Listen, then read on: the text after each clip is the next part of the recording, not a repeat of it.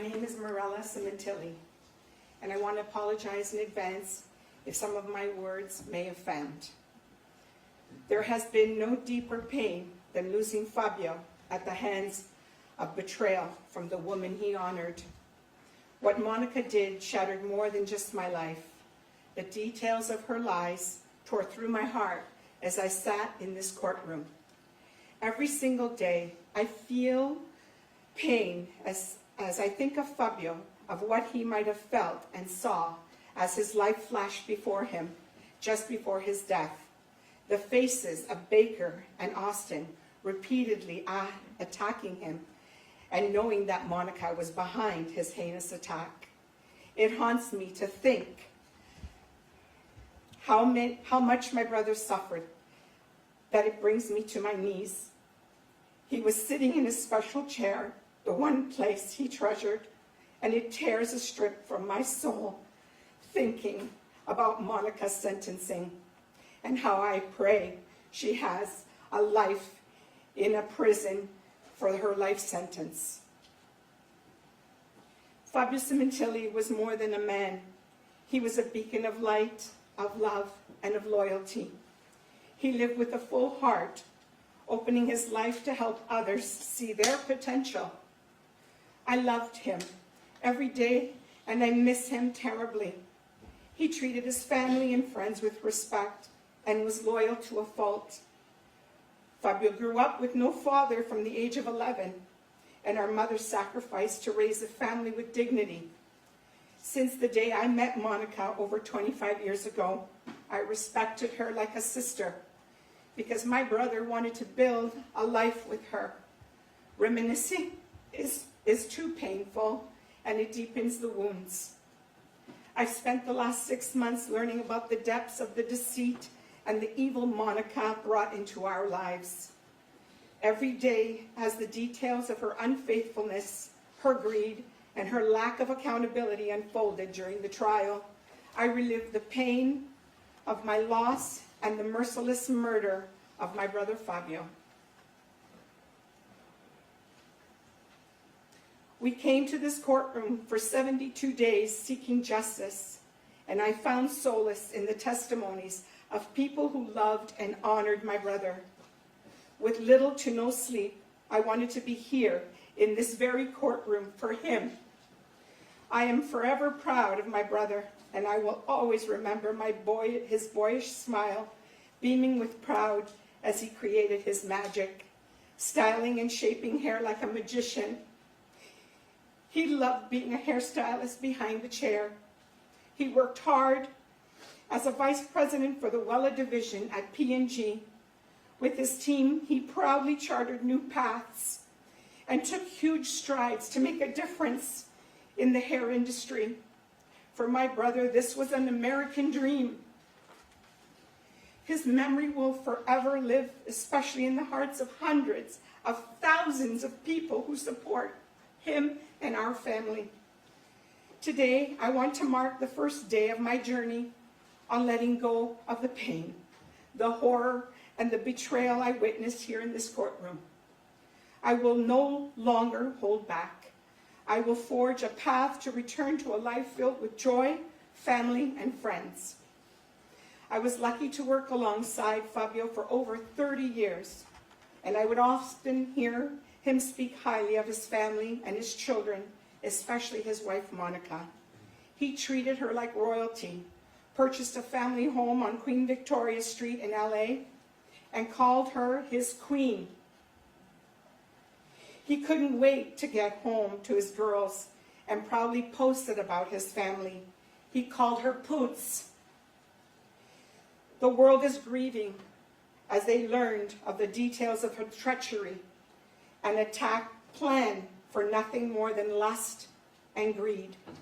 I am certain that if Fabio had known Monica wanted to be treated like a slut by a sex offender, he wouldn't have ever had to work so hard to offer her a beautiful life. Just over 8 years ago, everything changed. Our lives were turned upside down, and we found ourselves drowning in sorrow and despair. The pain of discovering the extent of Monica's betrayal, her involvement with Baker, her manipulation of our family, and ultimately the cold-blooded murder of my brother. It chokes me. Sometimes I can't describe the agony. I talk about him every day. It's the only thing that helps me cope. I speak his name to replace the pain of grief with the sound of love. It's the only way I know how to survive this nightmare. There are days I cannot even breathe as my throat chokes. My throat closes and I can't speak. I cannot function because the weight of Fabio's murder sits so heavily on my chest. As I learn Monica and her entire family refuse to even say his name, as if pretending he never existed relieves them of their guilt. I've watched in horror, and I've been put through hell as Monica and the Crescentini family taught Fabio's daughters not to grieve, not to cry, and not to honor their father, and ignore the facts and the evidence, having no respect for authority, this court, and the pursuit of justice. Sometimes I wish I could just shake them to show them that they are being lied to. They withheld Fabio's property, a memento from my dying mother. Her heart was broken, and none of them cared. My nieces should be asking the questions, why did our mother bring that predator into our home? Why did she let him sit at our home table? Why did she let him sleep in their father's bed? They should have been fighting to uncover how their mother could be capable of something so vile. Monica destroyed their foundation, their sense of truth, and their ability to grieve. It's heartbreakingly clear she never protected her daughters. She was using them.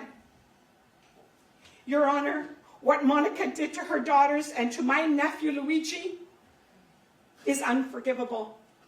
This is yet another crime in itself. Her sentence should reflect more than just murder. It should reflect the long-term psychological destruction she caused in their lives. She had the audacity to demand a trial and parade around like a woman wronged. And in the end, she exposed not only her shameful affair, but the truth of the kind of mother she was. She is a complete and utter stupid bitch. Watching her dress like a slut for Baker, living 6 months off of blood money, only a devil can manipulate a reality to suit her comforts. In all my worst nightmares, I could never have fathomed this calculated plan. Monica, you are a demon. She can't even look at me. And all your actions and your deceit has told us so. I hope every blood dollar you and your Crescentini family have is used on meds. Traded a beautiful life for trashy garages, dirty beds, Pinot Grigio for tubes of semen from a repulsive convicted sex offender. You didn't just kill Fabio, you humiliated him. You let him carry guilt for working hard while you carried on with a degenerate sex offender. You didn't just kill Fabio. You betrayed him in the most despicable way. Then you held my grieving mother and you pretended to mourn Fabio when you were the killer. On June 14, after your arrest, our lives became a living hell. And your family treated us like predators and not the victims we are. For this colossal betrayal, those who sided with you in silence cannot pretend today to have supported my brother. I get chills recapping the testimony of Deborah Obad, her sister Anna, and my nieces. Shame on them. Shame on all of them. Mena Grant, sisters, cousins, aunts, and every one of them. For not honoring my brother during the trial. Deborah Obad enjoyed the drama. And I can never understand this sick obsession. She called me the night of the arrest in June and said, Monica's family is looking for the best lawyer money can buy. The Crescentini family stood by and allowed Monica's treachery to fester. The silence is as violent as the act itself. She traded lust for love, family for filth, decency for destruction. She masterminded this egregious murder on my brother. She resorted to murder to make room for Baker. She did this because no one would have accepted that deplorable man. Had she ever divorced Fabio, especially her discerning family, that is why she needed Fabio's life insurance money, to dress him up and make him look like a successful man. She enjoyed Baker treating her like a whore, shopping at thrift stores for slutty, skanky clothes. This sleazeball had $40 in the bank. She even paid for the restaurant bills and the hotel bills, all while leaving her girls home alone. What mother does that? There is a deep shame that follows me every day, the shame that comes from what she did to Fabio, from the utter lack of dignity she was shown by the woman he trusted. My mind races and I ache with agony for the way he died alone, bleeding to death, and knowing she had set him up. He knew she had set him up. This overwhelming grief hits me like a ton of bricks.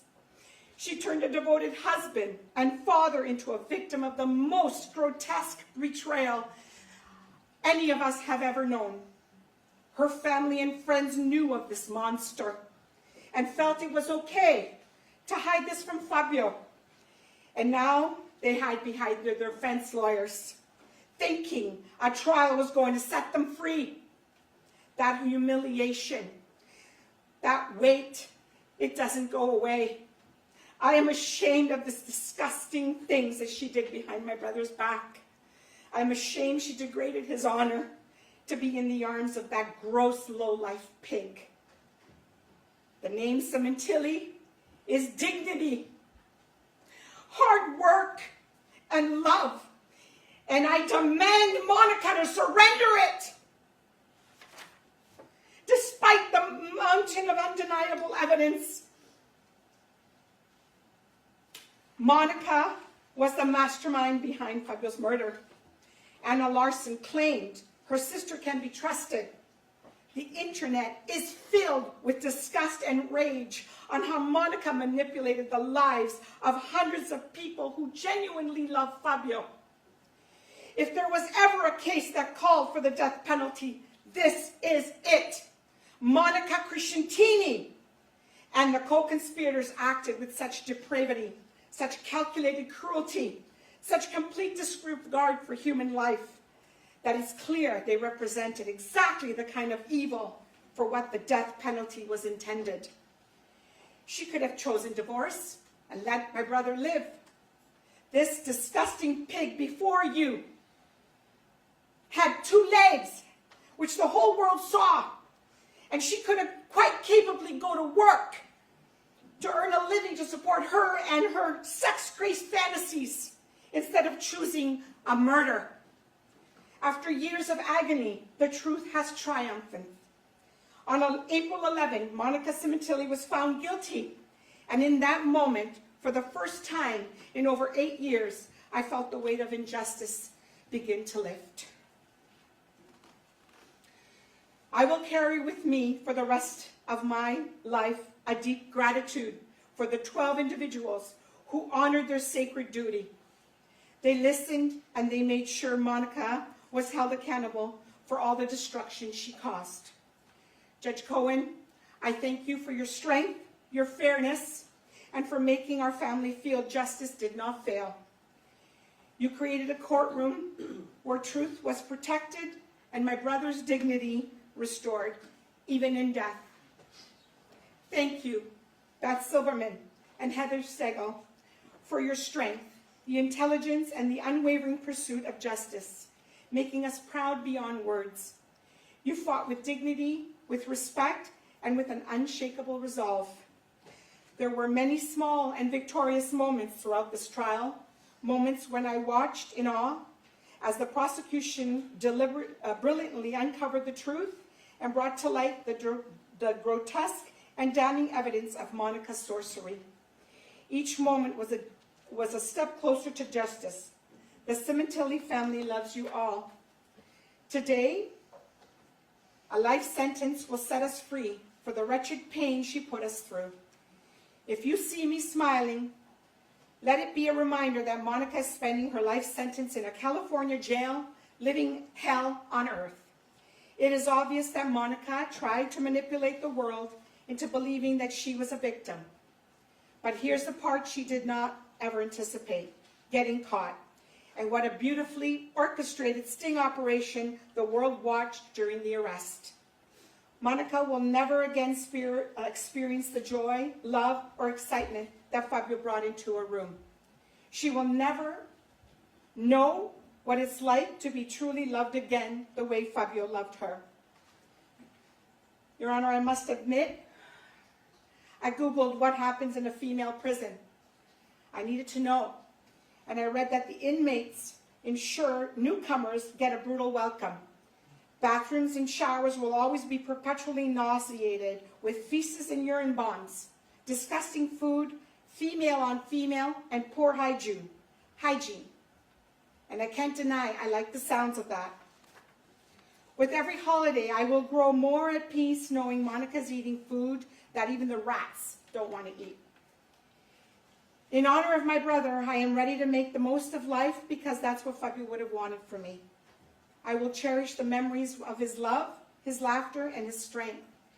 With my grandkids and my family, I will always remember him with pride.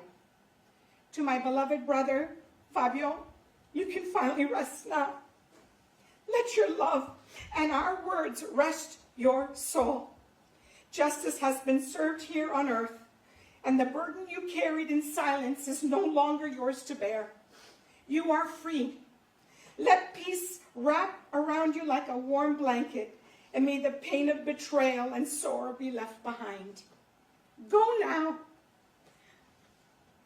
Go to the arms of those who went before you, our father, our mother, our uncles and cousins. They're waiting to welcome you into God's eternal embrace. You are safe now. No more suffering, no more fear, only light, love, and peace. In honor of you, I will always remember the man you were, no matter what. You always put others first.